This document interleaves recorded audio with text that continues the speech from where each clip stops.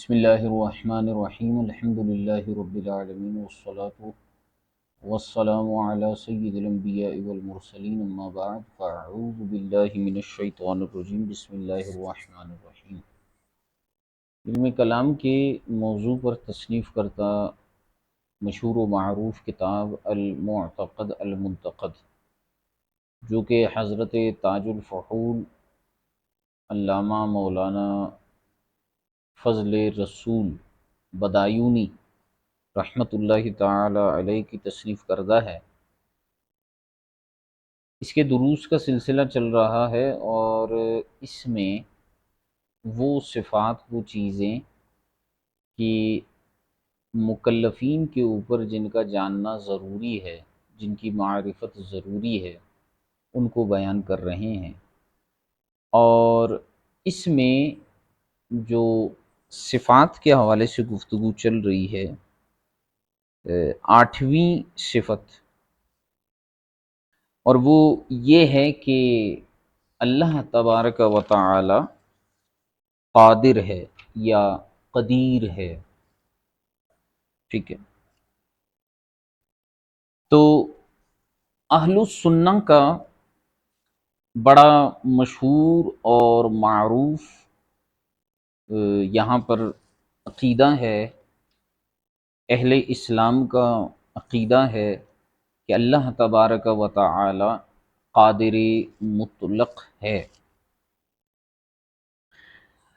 لیکن یہاں پر ہم اس میں یہ چیز بیان کرتے ہیں کہ واجب اور مستحیل تحت قدرت باری تعالی داخل نہیں ہیں، یا یوں بھی کہہ سکتے ہیں کہ واجب اور مستحیل جو ہے وہ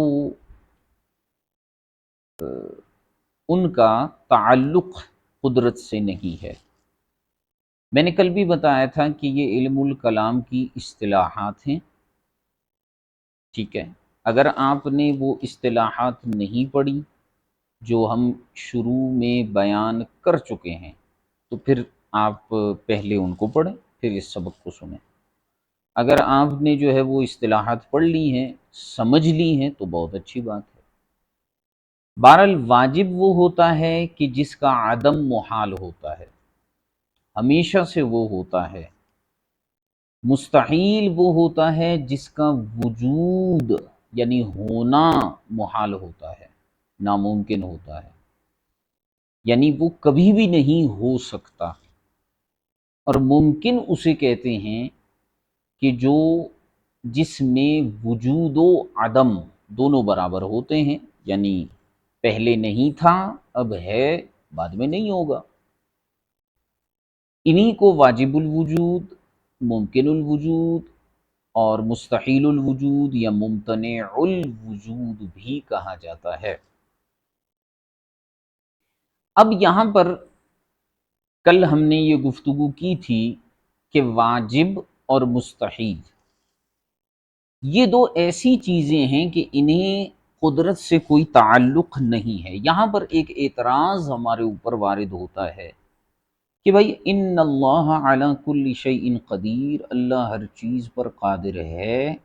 تو آپ نے واجب اور مستحیل کو اس کی قدرت سے کیوں خارج مانا؟ کیا اس سے اس کی قدرت میں نقص پیدا نہیں ہو رہا؟ حالانکہ اس کی صفات کمالیہ ہیں۔ تو اگر آپ کسی چیز کو اس کی قدرت سے خارج کریں گے تو لامحالہ اس کی قدرت جو ہے وہ ناقص ہو جائے گی اس حیثیت سے۔ تو اسی کے جواب میں ہم نے یہ موقف بیان کیا کہ واجب و مستحیل اس کی قدرت کے تحت داخل نہیں ہے، اس کی قدرت کو تعلق نہیں ہے واجب و مستحیل کے ساتھ،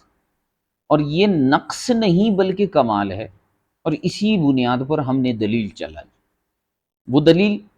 ہم نے کل بیان تو کی تھی، لیکن میں دوبارہ اس کو ریپیٹ کر دیتا ہوں اور آپ کو سمجھانے کی کوشش کرتا ہوں تاکہ آپ کو چیزیں واضح اور کلیئر ہو جائیں۔ فرمایا کہ فی الکنزی، کنز الفوائد شرح بحر العقائد، یہ میں پھر بتا رہا ہوں کہ یہ کنز الدقائق نہیں ہے، کنز الفوائد شرح بحر العقائد ہے۔ جب علم کلام میں بولا جائے گا تو کنز الفوائد ہی مراد ہے۔ ہاں جب آپ فقہ میں بولیں گے کنز، تو کنز الدقائق مراد ہے، بحر بولیں گے بحر الرحیق مراد ہوتی ہے۔ تو علم کلام کی اپنی اصطلاحات، فقہ کی اپنی اصطلاحات۔ کنز الفوائد میں ہے کہ خرج الواجب والمستحیل، کہ واجب اور مستحیل جو ہے یہ قدرت سے خارج ہیں، فلا یتعلقان، لہذا متعلق نہیں ہوں گے، کون؟ ای القدرت والارادۃ بہما، قدرت اور ارادہ واجب اور مستحیل سے متعلق نہیں ہوں گے۔ وجہ لأنہما، میں نے کہا تھا کہ ضمیریں بہت اہم ہیں، یہاں ان کے جو مرجع ہیں ان کو دیکھ لیجئے گا۔ بہما میں پہلی جو بہما آ رہی ہے اس میں جو ہے وہ ضمیر لوٹ رہی ہے واجب اور مستحیل کی طرف، لأنہما میں جو ہما ضمیر ہے یہ قدرت اور ارادہ کی طرف لوٹ رہی ہے۔ لأنہما صفتان مؤثرتان، کیونکہ قدرت اور ارادہ دو صفات مؤثرہ ہیں، ٹھیک ہے۔ ومن لازم الاثری، اور جو چیز اثر رکھتی ہے اس کے لوازمات میں سے یہ ہے کہ وجودہ بعد عدم، اثر کے لوازمات میں سے یہ ہے کہ اثر، اب میں اور اس کو آسان کر دیتا ہوں بھائی، میں یہ کہہ سکتا ہوں کہ میرا آپ پر اثر ہوا، میری تقریر کا آپ پر اثر ہوا، ٹھیک ہے۔ اب سمپل الفاظ میں آپ کو سمجھانے کی کوشش کر رہا ہوں، تو میری تقریر کا آپ کے اوپر اگر اثر ہوتا ہے، میری گفتگو کا آپ کے اوپر اثر ہوتا ہے، تو اس اثر کے لوازمات میں سے کیا چیز ہے؟ اثر کا مطلب پتہ ہے کیا ہوتا ہے؟ کہ پہلے نہ تھی بعد میں ہوئی ہے، پہلے نہ تھی بعد میں ہوئی ہے۔ یہ صفت کی بات نہیں ہو رہی، کہیں یہ نہ سمجھیے گا کہ بھائی یہ صفت جو ہے نا پہلے نہ تھی بعد میں ہوئی ہے، خدا کے بندے ایسے نہیں ہیں۔ اب میں اس کو آگے ایکسپلین اور کرتا ہوں۔ اثر کے لوازمات میں سے کیا ہوتا ہے؟ اثر کے لوازمات میں سے یہ ہے کہ وجود بعد عدم ہوتا ہے، کہ میرا اثر آپ پر پہلے نہیں تھا۔ فار ایگزامپل ہمارے پاس ایسے طلبہ موجود ہیں جو 5-5 6 مہینے پہلے کے بھی ہیں، تو اب مثال کے طور پر آج سے 7-8-10 مہینے پہلے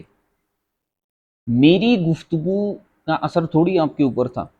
جو بھی ہو پازیٹیو یا نیگیٹو جس طرح سے بھی ہو، اثر تو نہیں تھا۔ اچھا، جب میری گفتگو آپ نے سنی تو آپ کے اوپر ایک اثر پڑا، اب وہ چاہے پازیٹیو ہے چاہے نیگیٹو ہے، لیکن وہ اثر بعد میں پڑا، تو پہلے وہ اثر معدوم تھا پھر اس کا وجود ہوا، ٹھیک ہے۔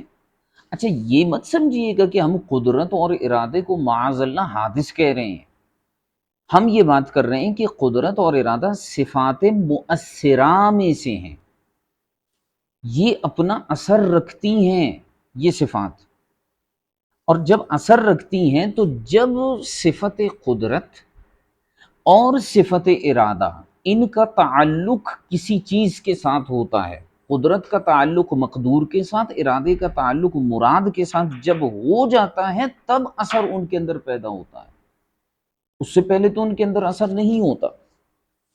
ٹھیک ہے۔ مثال کے طور پر زید کا وجود معدوم ہے، زید پیدا ہی نہیں ہوا، ٹھیک ہے۔ تو یہ جو صفت قدرت ہے یا صفت ایجاد ہے یہ زید کے ساتھ تو متعلق جو ہے وہ نہیں ہوئی، ٹھیک ہے، یعنی زید کا وجود تو ابھی تک آیا ہی نہیں ہے، تو میں کیسے کہہ سکتا ہوں کہ زید جو ہے اس کے اوپر پہلے سے اثر موجود تھا؟ ہو ہی نہیں سکتا کہ زید کے اوپر جو ہے وہ پہلے سے اثر موجود ہو، کیونکہ اس کا تو وجود ہی نہیں تھا۔ اور اثر بھی ایسی چیز ہوتی ہے، اثر کے لوازمات میں سے یہ ہے کہ اثر وجود بعد عدم ہوتا ہے۔ بھئی زید پیدا ہوا تو میں کہوں گا نا کہ زید مخلوق ہے یا زید موجود ہے، ٹھیک ہے، قدرت باری تعالیٰ کے ذریعے سے اس کا وجود ہوا، ٹھیک ہے۔ تو جیسے ابھی میں نے مثال دی کہ بھئی میری گفتگو نے آپ کے اوپر اثر کیا، تو بھئی میں پہلے سے موجود تھا، یعنی میری عمر جو ہے وہ 30 40 45 50 جتنی بھی ہے، تو میرا وجود تو پہلے تھا،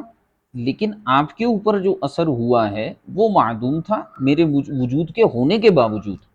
اسی طرح صفت قدرت، یہ میں تشبیہ معاذ اللہ نہیں دے رہا، اور میں یہ صرف سمجھانے کے لیے کہہ رہا ہوں کہ یہ نہ سمجھیے گا کہ آپ میں مثال اس طرح کی حادث اور اس کو ملا کر دے رہا ہوں، میں صرف آپ کو عقلاً سمجھانے کے لیے دے رہا ہوں۔ تو صفت قدرت بھی موجود ازلی طور پر، صفت ارادہ بھی موجود ازلی طور پر، یہ جس چیز سے متعلق ہوئے، جن چیزوں کا تعلق ان صفات کے ساتھ ہو گیا، ان کے اوپر ان کا اثر ظاہر ہوا۔ تو چونکہ وہ چیزیں حادث تھیں تو اس لیے وہ اثر بھی جو ہے وجود بعد عدم ہوگا، ٹھیک ہے۔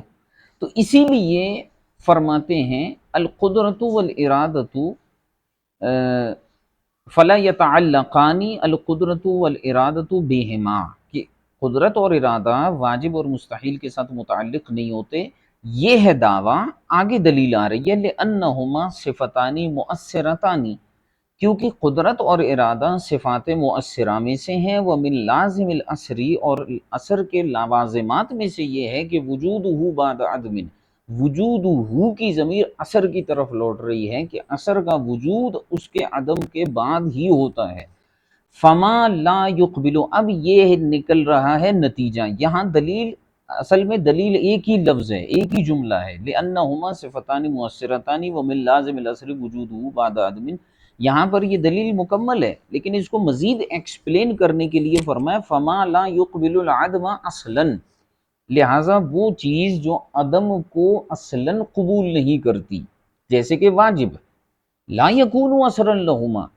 تو اس کے اوپر جو ہے ان دونوں کا اثر نہیں ہوگا، یعنی قدرت کا اور ارادے کا اثر نہیں ہوگا، ٹھیک ہے، کیونکہ واجب کا تو وجود پہلے سے موجود ہے۔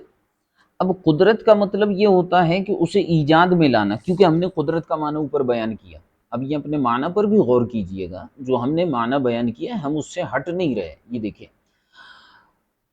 یصح منہ ایجاد العالم و ترکہ، یہ ہے قدرت کا معنی، لیس شیء من ایجاد العالم و ترکہ لازم لذاتہ، ٹھیک ہے۔ تو کسی چیز کو بنانا، وجود میں لانا، تو پہلے اس کا ارادہ ہوتا ہے، اس کے بعد اس کا وجود ہوتا ہے۔ تو اب فرماتے ہیں دیکھیں اگر آپ واجب کے اوپر غور کریں تو اس کا عدم تھا ہی نہیں، تو اس کے اوپر قدرت کا تعلق کیسے ہوگا؟ اب آپ کہیں گے ٹھیک ہے بھائی، قدرت بعد میں اس کے اوپر جو ہے وہ آئی ہے، ارادہ بعد میں اس کے ساتھ متعلق ہوا ہے، واجب بھلے پہلے موجود ہوا ہو، اس میں کیا مسئلہ؟ یہ بہت اندر تک میں جا کے یہ بات کر رہا ہوں، اور یہ میں کہتا ہوں کہ یہ ہائی لیول کی بات ہے، لیکن پھر بھی آپ کے سامنے یہ میں کر رہا ہوں کہ بھائی کوئی یہ اعتراض کرے، یہ اعتراض علی الاعتراض ہے کہ کوئی یہ اعتراض کرے کہ واجب کا ٹھیک ہے وجود پہلے سے موجود تھا، اس کا عدم نہیں تھا، قدرت بعد میں اس کے ساتھ متعلق ہو گئی، ارادہ اس کے ساتھ بعد میں متعلق ہو گیا، تو اس سے کیا فرق پڑا؟ تو ہم نے کہا کہ بھائی یہی تو آپ کو ہم سمجھانا چاہ رہے ہیں کہ اگر واجب کے ساتھ قدرت بعد میں متعلق ہوئی اور ارادہ بعد میں متعلق ہوا، تو ہمیں یہ بتائیے کہ ارادہ اور قدرت کے متعلق ہونے سے پہلے بھی وہ واجب موجود تھا یا نہیں تھا؟ موجود تھا، تو پھر جو ہے قدرت اور ارادے کے متعلق ہونے کا فائدہ کیا ہوا؟ وہ لوگ تو پہلے ہی، وہ واجب پہلے ہی موجود تھا، اس وجہ سے قدرت اور ارادے کا اس پر کوئی اثر ہی نہیں ہوا۔ لا یکون اثرا لہما لان لا یلزم تحصیل الحاصل، کیونکہ تحصیل حاصل لازم ہو جائے گا، جو چیز پہلے سے ہی موجود ہے اس کو موجود کیسے کرو گے؟ وما لا یقبل الوجود، اور اسی طرح وہ چیز جو وجود کو ہی قبول نہیں کرتی، پہلے سے ہی مستحیل ہے، ناممکن ہے، ٹھیک ہے، لا یمکن ان یتاثر بہما، تو اس کے لیے بھی ممکن نہیں ہے کہ وہ قدرت اور ارادے کو قبول کرے، ان کا اثر قبول کرے۔ کیوں؟ کیونکہ جو چیز مستحیل ہے، ناممکن ہے، اگر وہ قدرت اور ارادے کو قبول کر لے گی وہ تو موجود ہو جائے گی، وجود میں آ جائے گی، اور وجود میں آ جانا ایسا ہے کہ جیسے آپ نے مستحیل کو ممکن بنا دیا ہو۔ تو اذ لو امکنا، کیونکہ اگر مستحیل کا ممکن ہو جائے ارادے اور قدرت کے اثر کو قبول کرنا، تو للزم قلب الحقیقت، تو پھر تو مستحیل کی حقیقت کو ہی بدلنا لازم آ جائے گا، لسیرورتی ہی جائزا، کیونکہ آپ نے مستحیل کو جائز قرار دے دیا، یعنی اس کو ممکن بنا دیا، وکلاہما محال، اور قلب حقیقت مستحیل اور تحصیل حاصل یہ دونوں محال، ٹھیک ہو گیا؟ لہٰذا جب یہ دونوں محال ہو گئی یہ باتیں، تو اس وجہ سے کیا ہو جائے گا کہ مستحیل اور واجب دونوں تحت قدرت داخل نہیں ہوں گے۔ فَحِينَئِذٍ لَا قُصُورَ أَصْلًا فِي عَدْمِ تَعَلُّقِهِمَا بِهِمَا۔ اب تھوڑا سا سمجھاتے ہوئے یہ بات کر رہے ہیں ان لوگوں کو جو یہ سمجھتے ہیں کہ اگر آپ نے ان کو قدرت سے خارج کر دیا تو قدرت ناقص ہو جائے گی، اس کے اندر کمی آ جائے گی۔ فرماتے ہیں ایسی صورت میں جو ہے ہی محال، اس کو تحت قدرت داخل کرنے میں تو کوئی کمی نہیں ہے، ٹھیک ہے۔ بل القصور فی المتعلق، بلکہ جو کمی ہے وہ، اچھا دوسری ایک بات یہاں پہ، یہ جو متعلق ہے یہ بہت خوبصورت جملہ ہے، اور اس میں اگر ہم اس چیز کو سمجھ جائیں نا تو کمال کا جملہ ہے یہ۔ بات یہ نہیں ہے کہ اس کی قدرت میں کوئی کمی ہے، سمجھیے گا بات کو، یہ جملہ ہے، اس کو لکھ لیں اپنے پاس۔ بات یہ نہیں ہے کہ اس کی قدرت میں کوئی کمی ہے، بات یہ ہے کہ واجب و مستحیل میں وہ صلاحیت نہیں ہے کہ وہ اس کی قدرت سے متعلق ہو جائیں، یہ ہے اصل کمال۔ اس لیے فرمایا کہ فَحِينَئِذٍ لَا قُصُورَ أَصْلًا فِي عَدْمِ تَعَلُّقِهِمَا بِهِمَا، کہ اس کی قدرت میں کوئی کمی نہیں ہوگی، بالکل نہیں ہوگی، کہ اگر واجب اور مستحیل اس کی قدرت سے متعلق نہ ہو۔ بل القصور فی المتعلق، بلکہ قصور اور کمی متعلق میں ہے، کہ وہ نہ پہنچ سکے اس مرتبے تک کہ وہ اس کی قدرت کے ساتھ تعلق رکھتے۔ اذ یلزم علیہ حینئذ ان یجوز تعلقہما باعدام انفسہما۔ کیوں؟ فرماتے ہیں اگر یہ متعلق ہو جاتے ہیں، اگر یہ متعلق ہو جاتے ہیں تو پھر کیا ہو جاتا؟ کون سی چیز متعلق ہو جاتے؟ واجب و مستحیل اگر متعلق ہو جاتے تو یلزم علیہ حینئذ ان یجوز تعلقہما باعدام انفسہما، تو اس وقت تو یہ بھی لازم آ جاتا کہ یہ جائز ہے کہ واجب اور مستحیل کا تعلق قائم ہو جائے باعدام انفسہما، قدرت اور ارادے کو معدوم کرنے کے ساتھ۔ یہ بہت کمال کا جملہ ہے، اب میں اس کو سمجھاتا ہوں آپ کو۔ دیکھیں قدرت جو ہے یہ اس کی صفت ہے، صفت ازلی ہے، اور یہ ذات واجب الوجود کی صفت ہونے کی وجہ سے یہ بھی گویا کہ واجب ہے، صحیح ہے، ازلی ہے نا۔ ارادہ صفت ازلی ہے اس کی، ذات واجب الوجود کے صفت ہونے کی وجہ سے یہ بھی ازلی ہے۔ تو اگر ہم اس حیثیت سے دیکھیں تو اگر تحت قدرت باری تعالی واجب بھی داخل ہو تو پھر تو اس کے لیے یہ بھی جائز ہے کہ وہ اپنا وجود بھی ختم کر دے، وہ اپنی قدرت کو بھی ختم کر دے، اپنے ارادے کو بھی ختم کر دے، کیونکہ وہ تو واجب کو آپ قدرت کے تحت مان رہے ہیں۔ یہ الزامی جواب ہے، اگر آپ واجب کو قدرت کے تحت مانیں، ٹھیک ہے۔ اس لیے فرمائیں اذ یلزم علیہ حینئذ ان یجوز تعلقہما، اگر آپ تعلق کو جائز مانتے ہیں تو اس وقت یہ لازم آ جائے گا باعدام انفسہما، کہ قدرت اور ارادے کو بھی معدوم کر دیا جائے، اس کو اس بات پر بھی قدرت حاصل ہو جائے کہ وہ اپنے قدرت کو اور اپنے ارادے کو ہی ختم کر دے۔ وَإِعْدَامُ الذَّاتِ الْعَالِيَةِ، اور اسی طرح اس کی ذات واجب الوجود ہے، اگر وہ بھی تحت قدرت داخل ہو جائیں تو پھر تو آپ یہ بھی کہہ سکتے ہیں کہ وہ اس چیز پر بھی قادر ہے کہ اپنی ذات کو ہی ختم کر دے، ہے نا، کیونکہ اس کی ذات واجب الوجود ہے، اور اگر وہ تحت قدرت داخل ہو جاتی ہے پھر وہ اس کو بھی ختم کرنے پر قادر ہے۔ اچھا، یعنی وہ اپنے خدا ہونے کو بھی ختم کر سکتا ہے، یہ کیسا فساد ہے؟ اور اسی طرح محال کو بھی اگر تحت قدرت مانے تو دو خدا ہونا محال ہے، ناممکن ہے، تو اگر اس کو بھی تحت قدرت مانیں گے تو اس کا مطلب یہ ہے کہ وہ اپنے جیسا ایک اور خدا بھی بنا سکتا ہے۔ وہ اس بات الالوہیت، اگر آپ تعلق مانیں گے تو اس بات الوہیت جو ہے وہ جائز ہو جائے گا،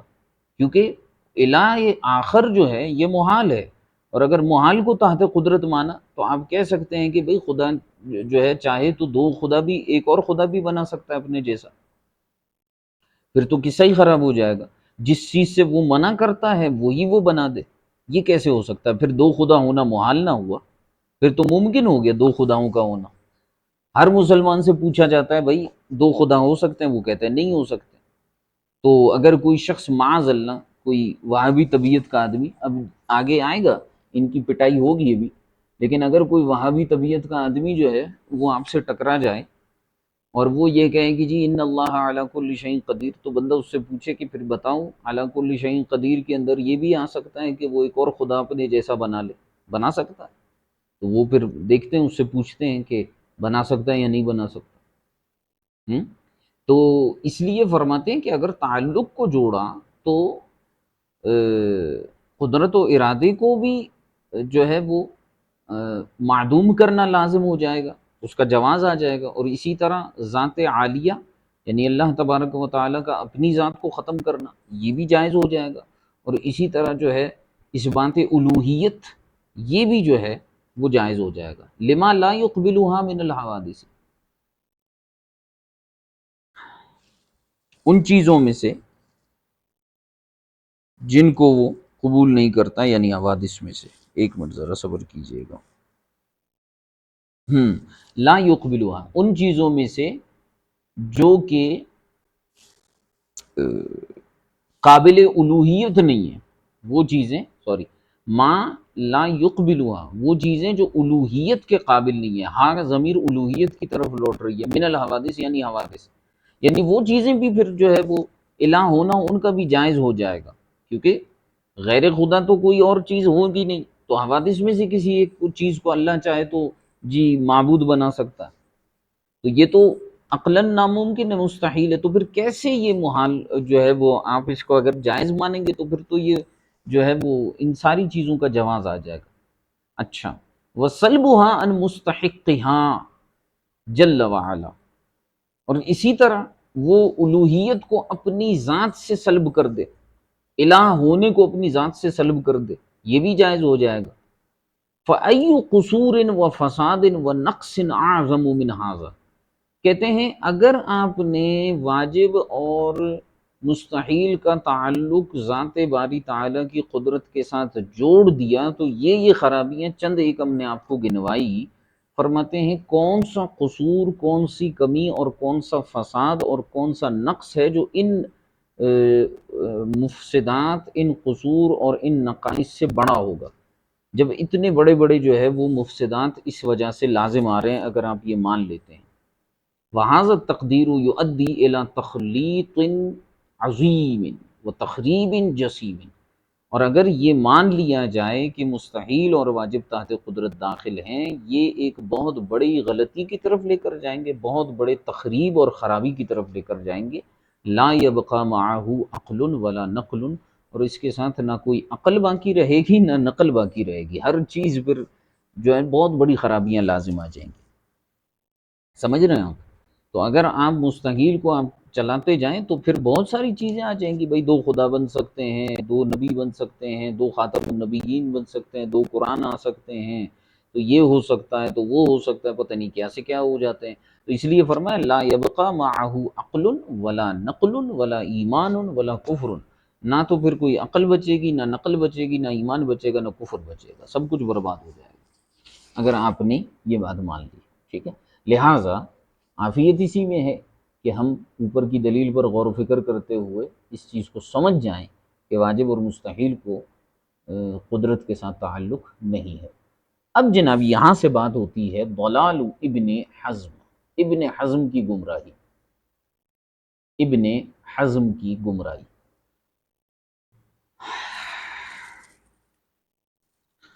ولعمات بعض الاشقیاء من المبتدعۃ عن هذا، اور فرماتے ہیں بعض اشقیاء یعنی بدبخت گمراہوں میں سے، مبتدعین میں سے، بدعتی لوگوں میں سے بعض جو ہیں وہ اشقیاء، انہوں نے کیا کیا، صرح بنقیضہ، انہوں نے ہمارے اس عقیدے کی نقیض کی صراحت کی، ہمارے اس عقیدے کی نقیض یعنی الٹ کی جو ہے وہ صراحت کی۔ لعماتی یعنی اپنے اندھے پن کی وجہ سے، بعض اشقیاء جو بدعتیوں میں سے ہیں انہوں نے ہمارے اس عقیدے کی نقیض کی صراحت کی۔ نقل عن ابن حزم، لہٰذا ابن حزم سے نقل کیا گیا ہے۔ ابن حزم کون ہے؟ نیچے حاشیہ نمبر 4، ہوا علی بن احمد بن سعید بن حزم الاموی الاندلسی ابو محمد الظاہری، ٹھیک ہے، یہ ظاہری تھا، نام اس کا لکھا ہے، سن 384 ہجری میں پیدا ہوا، یہ 456 میں مرا۔ مبلغ تصانیفہ فی الفقہ والحدیث والاصول والتاریخ والنسب والادب والرد علی المخالفین نحو من 400 مجلدہ، 400 سے زائد جلدوں پر اس نے کتابیں لکھی، اور اس کی کتابوں میں کون سی ہیں؟ الاحکام لاصول الاحکام، اور اسی طرح اظہار و تبدیل الیہود والنصارى فی التوراۃ والانجیل، کتاب حجۃ الوداع، کتاب الفصل بین اہل الاہواء والنحل، یہ اس نے کتابیں لکھی۔ لیکن اس نے جو ہے وہ نقل کیا گیا ابن حزم سے، فرمایا کہ انہ قال فی الملل والنحل، اس نے اپنی کتاب ملل والنحل کے اندر کہا کہ انہ تعالی قادر ان یتخذ ولدا، استغفر اللہ، کہ معاذ اللہ ثم معاذ اللہ، اللہ تبارک و تعالی اس بات پر قادر ہے کہ وہ اپنی اولاد بنائے۔ اذ لو لم یقدر لکان عاجزا، اب اس نے دلیل یہ دی اندھے نے، واقعی میں اس کو اندھا کہا ہے مصنف نے، کہ اگر وہ قادر نہ ہو تو وہ تو عاجز ہے، اب اس نے یہ دلیل دے دی۔ تو ولد جو ہے مستحیل اس کے حق میں، اس کی صراحت وہ فرما چکا ہے، لم یلد ولم یولد، کتنا صریح البطلان اس کا عقیدہ اور اس کی دلیل ہے، اور کہتا ہے کہ جی وہ قادر ہے۔ اب یہ وہابیوں کی ابتدا یہاں سے ہوئی کہ وہابیوں نے کہا جی قادر ہے، کر سکتا ہے، کیا نہیں، یعنی امکان مانا، وقوع نہیں مانا، سمجھ رہے ہیں بات کو؟ اب یہ جو وہابیہ سے پوچھا جائے، دیابنا سے پوچھا جائے کذب باری تعالیٰ کے بارے میں، آگے بھی یہ آ رہا ہے، کذب باری تعالیٰ کے بارے میں پوچھا جائے یا ان مسائل کے بارے میں، وہ کہتے ہیں کہ ہم تو امکان مانتے ہیں، وقوع تو نہیں مانتے۔ تو ان بیوقوفوں سے یہ پوچھا جائے کہ جب تم نے امکان مان ہی لیا تو بچا ہی کیا؟ یعنی مثال کے طور پر کذب باری تعالیٰ کو اگر ممکن جان لیا تو اب تو یہ امکان ہر جگہ باقی رہے گا کہ ہو سکتا ہے یہاں جھوٹ بولا ہو، معاذ اللہ، ہو سکتا ہے یہاں جھوٹ بولا ہو۔ اب تمہارے کہنے سے کیا ہوتا کہ بولا نہیں ہے؟ بھئی مثال کے طور پر میں جو ہے وہ کسی کے بارے میں کہوں کہ بھئی یہ بندہ جو ہے وہ یہ غلط کام کر سکتا ہے، ٹھیک ہے، تو اب آپ کو ہر جگہ شک پیدا ہوگا کہ ہو سکتا ہے کہ یہاں پر بھی یہی کام کیا ہو سکتا ہے یہاں پر بھی یہی کام کیا ہو۔ کسی بڑے صوفی عالم کے بارے میں کہہ دوں کہ بھئی وہ جھوٹ بول سکتا ہے، اب مثال کے طور پر میں یہ کہہ دوں بھئی اشرف علی تھانوی جھوٹ بول سکتا ہے، بولا نہیں ہے اس نے، بول تو سکتا ہے، تو اب آپ کہیں گے نہیں یار ان کے بارے میں کیوں ایسی بات کر رہا ہو؟ دیوبندی تو یہی کہے گا بھئی کیوں ان کے بارے میں یہ بات کر رہا ہوں؟ میں کہوں گا بھئی میں یہ تھوڑی کہہ رہا ہوں کہ اس نے بولا ہے، میں تو یہ کہہ رہا ہوں کہ بول سکتا ہے۔ وہ کہے گا نہیں جی اس سے تو ان کی کتابوں پر سے بھروسہ اٹھ جائے گا، آپ تو لوگوں کو گمراہ کر رہے ہیں، اب ہر کوئی ان کی کتابیں پڑھتے ہوئے یہ سمجھے گا کہ شاید یہاں جھوٹ بولا ہو۔ تو میں اس کو یہی جواب دوں گا کہ اندھے آدمی، جب تم اشرف علی تھانوی کے بارے میں یہ نہیں سن سکتے تو اللہ تبارک و تعالیٰ کے بارے میں کیسے کہو گے کہ بول سکتا ہے، بولا نہیں ہے؟ تو پورا قرآن اٹھاؤ، ہو سکتا ہے یہاں جھوٹ بولا ہو سکتا ہے یہاں جھوٹ بولا ہو، معاذ اللہ پوری شریعت تمہاری جو ہے نا وہاں پر اس کی بنیادیں ہل جائیں گی۔ تو اسی طرح یہ ابن حزم نے کیا خرافات بکی کہ انہ تعالی قادر ان یتخذ ولدا، بھائی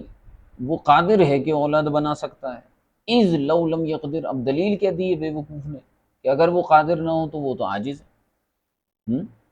حالانکہ اس کو نہ عجز کا معنی پتہ نہ قادر کا معنی پتہ. ٹھیک ہے، یہ الملل والنحل کے اندر اس نے یہ بات کی. تو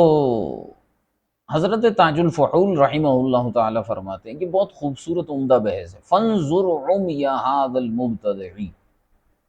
فرماتے ہیں اس گمراہ شخص، اس بدعتی شخص کے اندھے پن کو دیکھو. کیف عمیہ، یہ کیسے اندھا ہو گیا، عما یلزمہ علی ھذا القول الشنیع من اللوازم، یہ کیسے اندھا ہو گیا کہ اس چیز سے، کیسے اندھا ہو گیا، عما یلزمہ علی ھذا القول الشنیع، اس چیز سے جو کہ اسے لازم ہو اس قول شنی کی بنیاد پر، اس برے قول کی بنیاد پر، من اللوازمی، لوازمات میں سے.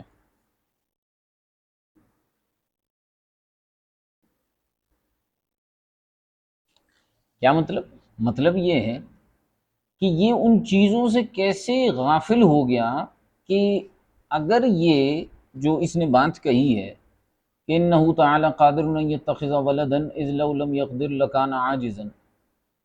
تو اس کے نتیجے میں کیا کیا خرابیاں لازم آئیں گی، یہ ان نتائج سے کیوں غافل ہو گیا. کیف عمیہ، کیسے اندھا ہو گیا، اما یلزمہ علی ھذا القول الشنیع من اللوازم، کہ اس قول شنی کی بنیاد پر جو لوازمات لازم آئیں گی ان سے یہ کیسے اندھا ہو گیا، غافل ہو گیا. التی لا یتطرق الیہا الوہم، ایسے لوازمات کہ جن کی طرف انسان کا گمان بھی نہیں جاتا. یہ بھول ہی گیا کہ بھائی اس کے نتیجے میں کیا کیا خرابیاں آئیں گی. جیسے میں نے وہابیہ کی مثال دی کہ جی اللہ تعالیٰ جھوٹ بول سکتا ہے، تو میں نے اس کی خرابیاں بیان کی نا. تو یہ کیسے اندھے ہو گئے اس چیز سے. تو وہ کیف فاتہ، اور وہ اس چیز سے کیسے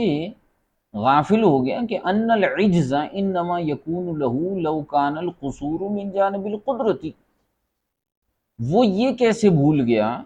کہ عجز تو اس وقت ہوتا ہے، کیونکہ اس نے اوپر کیا کہا تھا کہ اذ لو لم یقدر لکان عاجزا،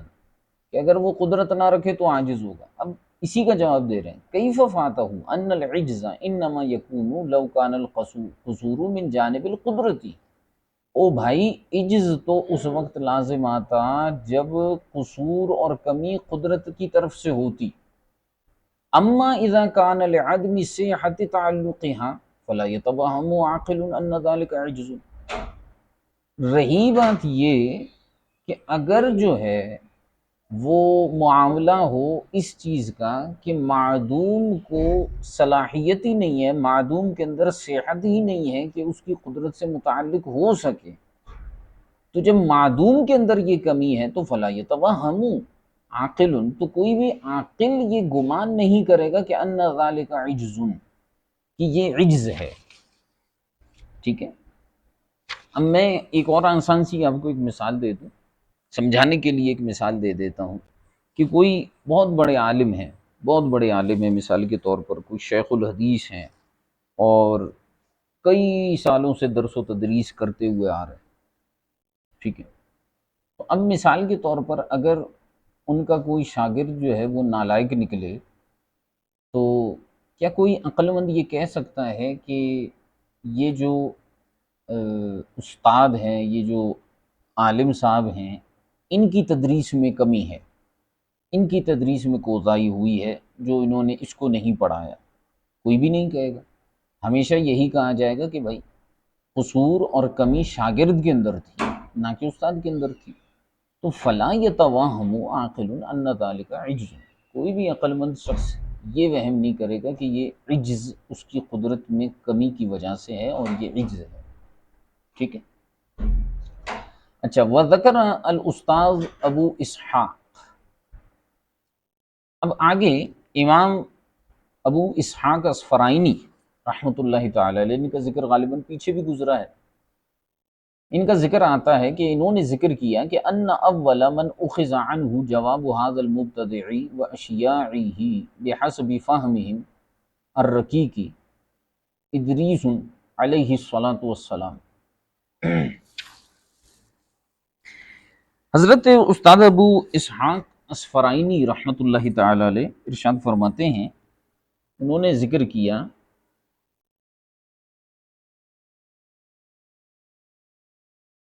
کہ پہلے وہ شخص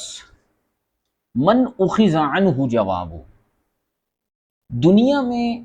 وہ پہلے شخص کی جن سے اس طرح کے سوال کا جواب لیا گیا، مانگا گیا، جس طرح کا سوال جو ہے اس گمراہ شخص نے قائم کیا، ابن حزم نے۔ جب بعض سنی حضرات اس کو جو ہے وہ پتہ نہیں کیا سے کیا بنا دیتے ہیں، کچھ تقریروں میں آپ نے سنا ہوگا، یہ بڑا گمراہ شخص تھا ابن حزم، آپ اس کی عبارت دیکھ رہے ہیں، لیکن لوگ اس کو پتہ نہیں کیا سے کیا کہہ دیتے، جی ابن حزم نے اتنی کتابیں لکھ دی تھی، یہ کر دیا تھا، وہ کر دیا تھا۔ بہرحال تو دنیا میں پہلے وہ شخص کی جن سے اس بدعتی اور برے قول کا جواب طلب کیا گیا تھا، بحسب فہمہم، ان مبتدعین کے فہم کے مطابق، فہمہم الرقی کی، ان بدعتیوں کے اس شنیع قول کے جو ہے وہ سوال کا جواب جس شخص سے طلب کیا گیا تھا دنیا میں، وہ پہلے شخص کون تھے؟ ادریس علیہ السلام، حضرت سیدنا ادریس علیہ السلام تھے۔ ان کا واقعہ یوں ہے کہ حیث جاءہ ابلیس فی صورت الانسان، کہ ان کے پاس ابلیس آیا، شیطان آیا انسان کی شکل میں، وہو یخیت، اس حال میں کہ آپ علیہ السلام جو ہے وہ سلائی فرما رہے تھے، کسی چیز کی سلائی کر رہے تھے، کوئی کپڑا وغیرہ سی رہے تھے، یخیت ویقول فی دخلت الابرۃ وخرجتها، حضرت سیدنا ادریس علیہ السلام جب کپڑے میں سوئی کو داخل کرتے اور نکالتے تو آپ پڑھ رہے تھے سبحان اللہ والحمد للہ، یہ پڑھتے ہوئے آپ کپڑے کی سلائی کر رہے تھے۔ فجاءہ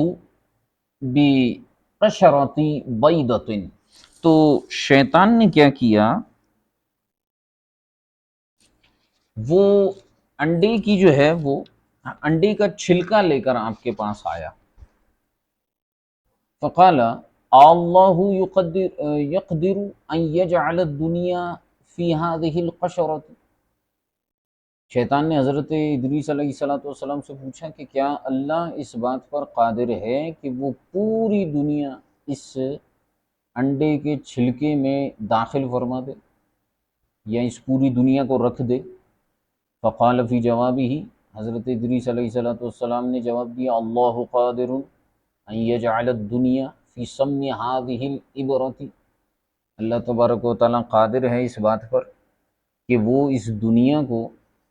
اس سوئی کے ناکے میں، یعنی سوئی میں جہاں سے دھاگا ڈالا جاتا ہے، چھوٹے سے سوراخ ہے، اللہ چاہے تو اللہ قادر ہے اس بات پر کہ وہ اس پوری دنیا کو سوئی کے اس ناکے کے اندر رکھ دے۔ وَنَخَسَ إِحْدَى عَيْنَيْهِ فَصَارَ أَعْوَرَ، اور یہ کہتے ہوئے حضرت ادریس علیہ السلام نے اس کی دونوں آنکھوں میں سے ایک آنکھ کو جو ہے وہ سوئی کے ذریعے کیا کر دیا، پھوڑ دیا، فصار اعور، تو وہ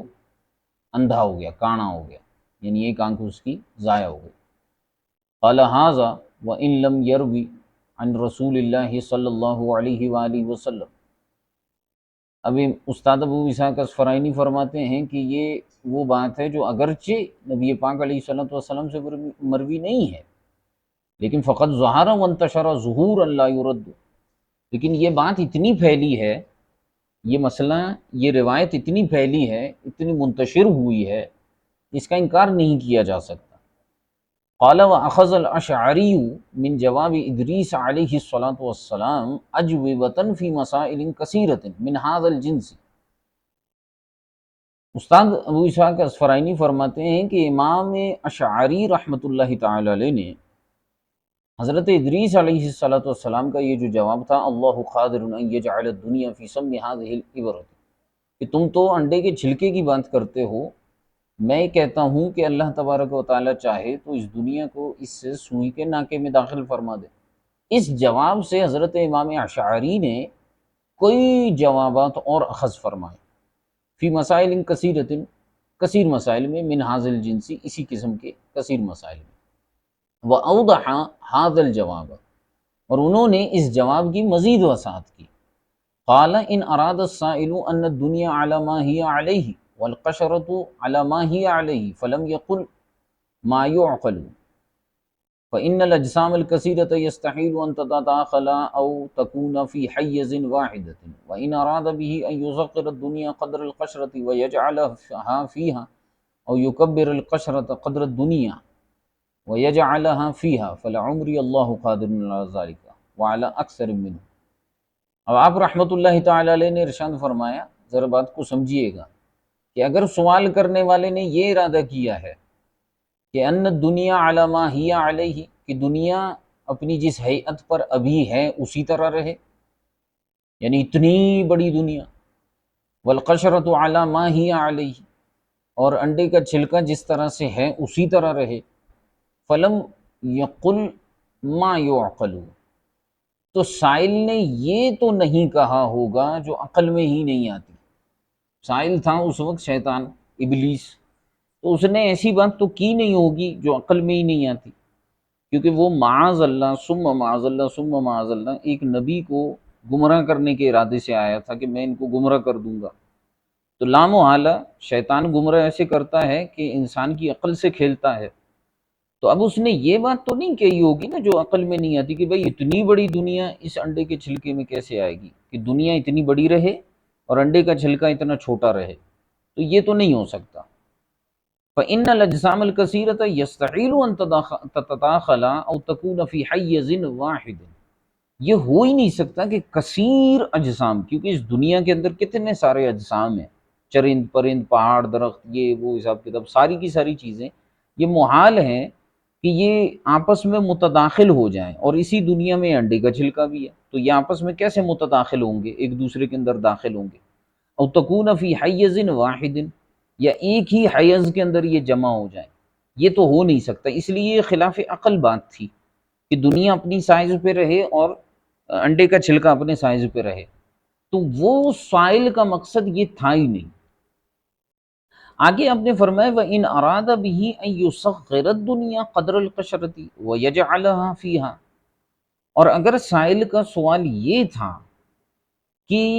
دنیا کو اللہ تبارک و تعالیٰ اتنا چھوٹا کر دے جتنا انڈے کا چھلکا ہوتا ہے، وَيَجْعَلَهَا فِيهَا، اور اس دنیا کو پھر اس میں داخل کر دے، او یکبر القشرۃ قدر الدنیا، یا پھر انڈے کے چھلکوں کو اتنا بڑا کر دے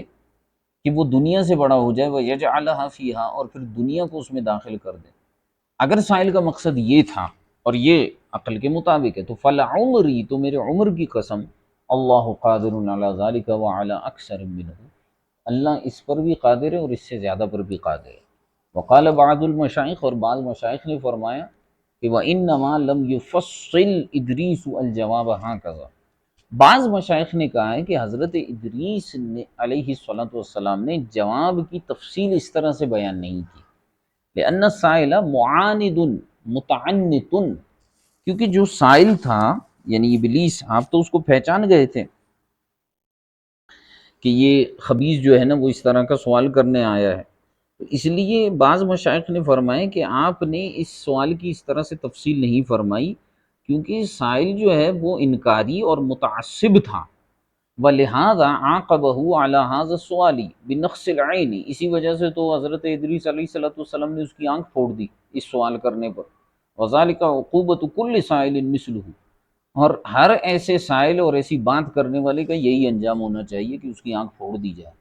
اس کی زبان کاٹ دی جائے کہ وہ اس طرح کا سوال کر رہا، ٹھیک ہے۔ بہرحال یہ امام اشعری رحمۃ اللہ تعالی علیہ نے اس کی تفصیل کچھ اس طرح سے بیان فرما دی اور اس کی وضاحت کر دی قدرت کے حوالے سے، اور کئی علماء نے اس کو، اس تفصیل کو اور اس تعویل کو درست شمار کیا۔ اب آگے بات آتی ہے المراد بالممکن ہاں ہونا، کہ قدرت کا تعلق جو ہے وہ مستحیل اور واجب کے ساتھ نہیں ہے، اور پھر یہاں پر یہ جو بحث آتی ہے سوئی کے ناکے والی اور یہ انڈے کے چھلکے والی، کہ یہ جو اللہ تبارک و تعالیٰ کی قدرت کی بات کی، ایک تو امام اشعری کے حوالے سے بیان کیا کہ اگر سائل کا یہ مراد تھا، سائل کا سوال یہ تھا کہ بھئی دنیا اپنی ہیئت پر رہے،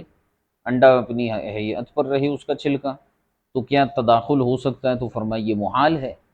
ٹھیک ہے، ہاں دنیا اتنی چھوٹی ہو جائے یا انڈے کا چھلکا اتنا بڑا ہو جائے تو بالکل ممکن ہے۔ یہ ایک سمپل سا انہوں نے جواب دیا تھا، لیکن بات یہ پیدا ہوتی ہے کہ حضرت ادریس علیہ الصلوۃ والسلام اور دیگر علماء، اور اس کے حوالے سے اور بھی کئی واقعات ہیں، تو سوال یہ پیدا ہوتا ہے کہ کیا واقعی میں یہ ممکن ہے، اور یہ ممکن ہے تو یہاں ممکن سے مراد کیا ہے؟ جیسے کہ ہم نے کہا کہ ہاں بھائی بالکل ممکن ہے کہ یہ جو ہے وہ ہو سکتا ہے، اور قرآن پاک میں اللہ تبارک و تعالیٰ نے فرمایا، یہ آگے آیت آ رہی ہے، حتیٰ یلج الجمل فی سم الخیاط، یہاں تک کہ اونٹ جو ہے وہ سوئی کے ناکے میں داخل ہو جائے۔ یہ جو ہے پوری آیت ہے، اور اس میں ہم جو ہے وہ گفتگو کریں گے انشاءاللہ الکریم اگلے سبق میں، ٹھیک ہے۔ آج اس کو ہم یہیں تک رکھ لیتے ہیں، امید ہے کہ آپ کو سبق جو ہے وہ اچھے انداز میں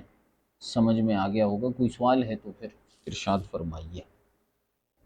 اچھا سوال تو ایک لمبا سا آ گیا ہے، ایک منٹ ذرا مجھے دیجیے گا، میں دیکھتا ہوں سوال کو۔ اچھا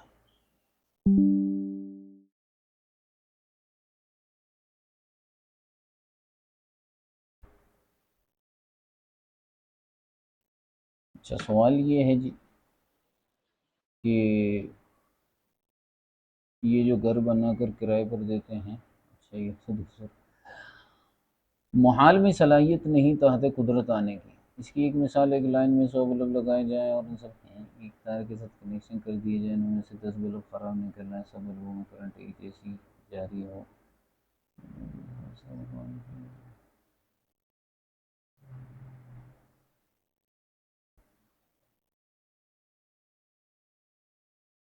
یہ کون سے کرنٹ اور بلب کی مثالیں دے رہے ہو بھائی؟ کوئی ایسی مثال دو جو چھایا نشان ہو۔ یہ بھائی آج کل مثالوں سے بچ کے رہو، دست بستہ گزارش ہے، میں نہیں سمجھتا اس کو مثال کے طور پر درست ہے بیان کرنا، میں اس پہ کوئی حکم شرع نہیں لگا رہا، لیکن جو جو ہمارے ہاں فی زمانہ ایک ہوا چلی ہوئی ہے نا، ابھی پچھلے دنوں بھی ایک مشہور نعت خوان کے حوالے سے اس طرح کے معاملات جو ہے وہ پھیل رہے تھے، اور اس کے حوالے سے گفتگو ہوئی، ایک لفظ انہوں نے استعمال کیا تھا فرینچائز کا، تو میں یہ سمجھتا ہوں کہ خدا را جو کلامی ابحاث ہیں اور جو فقہی ابحاث ہیں، جو دینیات ہیں نا، ان کو عربی کی اصطلاحات میں ہی رکھیں تو بہتر ہے، ٹھیک ہے، تو یہ آپ سب کی بڑی مہربانی ہوگی اس حوالے سے، اور امثلہ کے اندر بھی اس چیز کا بڑا خیال رکھیں، بڑا خیال رکھیں، اس میں بہت جو ہے پھر بعض جگہوں پر مذاق اڑایا جاتا ہے، بعض جگہوں پر کیا بات کی جاتی ہے، تشبیہ تو درکنار ہے، محض دیکھیں میں مثال دیتے ہوئے 10 مرتبہ تو میں یہ لفظ بولتا ہوں کہ بھئی مثال کے طور پر کہہ رہا ہوں، تشبیہ نہیں ہے یہ، اور سمجھانے کے لیے کہہ رہا ہوں تاکہ آپ کو سمجھ میں آ جائے، یہ اسی لیے ہوتا ہے تاکہ میں پھر آپ طالب علم ہے تو آپ کو میں سمجھا رہا ہوں، ٹھیک ہے، لیکن اس حیثیت سے اگر ہم دیکھیں، ہم اگر عوام کے سامنے بیٹھیں گے تو اب یہ لائٹ، ٹیوب لائٹ، اور آپ جو ہے ٹرانسفارم اور تار اور بجلی کرنٹ کی مثالیں دیں گے تو پھر تو گڑبڑ ہونی ہی ہونی ہے، ٹھیک ہے، تو اس کے حوالے سے جو ہے وہ شفقت فرمائیں، مثالیں جو ہیں وہ نہ دیں، میں دوران تدریس اس لیے دے رہا ہوں تاکہ چیزیں کلیئر ہوں، ورنہ پھر مجھے حاجت نہیں ہے مثالیں دینے کی اس مقام پر۔ ابن حزم پر کفر کا حکم ہوگا، مجھے کیا پتہ اس پہ کفر کا حکم ہے یا نہیں ہے، یہ تو آپ علماء سے پوچھیں۔ کیا ابن تیمیہ وغیرہ نے ساری خرافات ابن حزم سے لی ہیں؟ کیا پتہ، لی ہوں گی بھائی۔ کیا فرنچائز کہنا درست تھا؟ کیا پتہ، جنہوں نے کہا ہے ان سے پوچھیے۔ ایک محال وہ ہے جو اللہ کے حق میں محال ہے، یعنی کہ دوسرے الہ کا ہونا، اور ایک محال جو اللہ نے ہمارے لیے دنیا میں بنایا، جیسے دن اور رات۔ دن اور رات ہمارے لیے محال ہے؟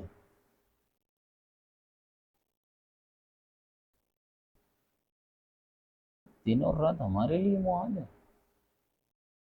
دونوں کا اکٹھا ہونا، ایک ہی دونوں۔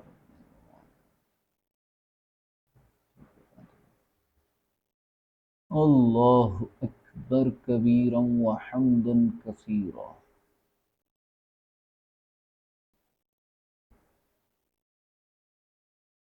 ایک ہے محال عقلی، ایک ہے محال عادی، اور ایک ہے محال شرعی۔ آگے محال کی بحث پوری آ رہی، وہیں جواب مل جائے گا، نہ ملا تو سوال دوبارہ کیجیے گا۔ اچھا جی، دیکھیں ابن حزم کے حوالے سے جو ہے وہ، جو اس کی عبارت ہے اس حیثیت سے تو کافی خطرناک ہے، لیکن میں نے صراحتاً اس پہ حکم کفر کہیں پڑھا نہیں، میری معلومات میں نہیں ہے، ٹھیک ہے؟ اگر کسی نے دیا ہے تو آپ مجھے ارشاد فرما دیں۔ میں نے صراحتاً غالباً جو مجھے ذہن میں میرے آ رہا ہے، میں نے پڑھا نہیں۔ جہاں تک ابن تیمیہ کا تعلق ہے، آگے اس کا ذکر آئے گا، سیدی اعلیٰ حضرت نے اس پہ حکم کفر نہیں لگایا، مصنف علیہ الرحمہ نے یعنی حضرت تاج الفحول رحمۃ اللہ تعالی علیہ نے ابن تیمیہ کے اوپر حکم کفر دیا ہے، لیکن اعلیٰ حضرت نے جو ہے وہ آگے جب حاشیہ آئے گا نا امام اہل سنت کا، وہاں ہم اس کو پڑھیں گے، اعلیٰ حضرت نے حکم کفر نہیں دیا۔ اچھا جی، جو فرنچائز والی بات ہے تو دیکھیں معنن اگر دیکھا جائے تو بارگاہ رسالت کے شایان نشان لفظ نہیں ہے، ٹھیک ہے؟ اس کے حوالے سے ہم یہی کہیں گے کہ چونکہ قائل سے زندگی میں پہلی مرتبہ اس طرح کا ایک لفظ نکلا ہے، اس کے حسنات کے اوپر ہم اس کو محمول کرتے ہوئے اور ان کے محتاط ہونے کی بنا پر، اب مجھے ابھی تک شاید اپڈیٹ نہیں ملی ہے، اتنا میں سوشل میڈیا پہ ایکٹیو نہیں ہوتا، مجھے نہیں پتہ کہ انہوں نے رجوع کیا ہے نہیں کیا، واللہ عالم۔ تو لیکن قائل جو ہے بڑے اچھے آدمی ہیں، علم دوست، علماء دوست ہیں، تو ان کو نہیں کہنا چاہیے تھا، اور بالخصوص عوام کے اندر اس طرح کا جملہ کہنا جو ہے یہ بارگاہ رسالت کے شائع نشان نہیں ہے۔ بارگاہ رسالت میں بہتر سے بہتر، بہتر سے بہتر، بہتر سے بہتر لفظ استعمال کیا جائے، ٹھیک ہے؟ شاعر نے کہا تھا، ہزار بار بشویم دہن ز مشک و گلاب، ہنوز نام تو گفتم کمال بے ادبی است، کہ میں اپنے منہ کو مشک اور گلاب سے ہزار مرتبہ بھی دھو لوں، پھر بھی آپ کا نام لوں تو یہ بے ادبی ہے۔ تو اس لیے اس میں جو ہے وہ وہی القابات، وہی صفات، وہی باتیں بیان کی جائیں جو علماء نے تحریر کر دی ہیں، ہمیں خواہ میں اپنی طرف سے حاشیہ نگاری کی کوئی ضرورت نہیں ہے۔ اچھا، رجوع کر لیا ہے، ٹھیک ہے، ٹھیک ہے، اچھی بات ہے، اللہ تعالیٰ ان کے رجوع کو قبول فرمائے۔ دیکھیں غلط تو میں بھی نہیں کہہ رہا، غلط میں نہیں کہہ رہا، لیکن مناسب نہیں ہے، مناسب نہیں ہے۔ اب یہ کہنا کہ جی رجوع بھی کر رہے ہیں اور یہ مشروط رجوع ہے، کہ جی غلط بھی نہیں ہے، تو یہ اس طرح نہ ہو، یہ رجوع کر لیا بات ختم ہو گئی۔ اصول شاشی کی کوئی عربی شرح کا نام؟ اصول شاشی کی عربی شرح فصول الحواشی پڑھنا، اچھا حاشیہ،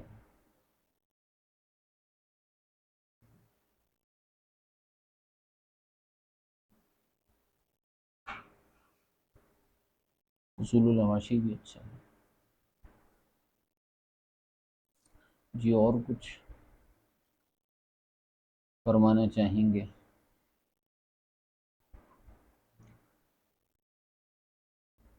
یہ اپنے اسباق جو ہے وہ اچھی طریقے سے دہرا لیجئے، ان کی بار بار بار بار تکرار کیجئے، تاکہ جو ہے وہ چیزیں آپ کے ذہن سے نہ نکلیں۔ بارہا دفعہ میں یہ عرض کر چکا ہوں، علم کلام ہے، کئی ابحاث جو ہیں اس میں سخت ہوتی ہیں، پیچیدہ ہوتی ہیں، تو اس کے حوالے سے کافی متوجہ ہو کر آپ رہیں، تاکہ چیزیں آپ کو صحیح انداز میں سمجھ میں آ جائیں۔ جزاکم اللہ تعالی خیرا کثیرا۔ اللہ کریم آپ سب کو علم نافع عطا فرمائے، آپ کو برکت عطا فرمائے۔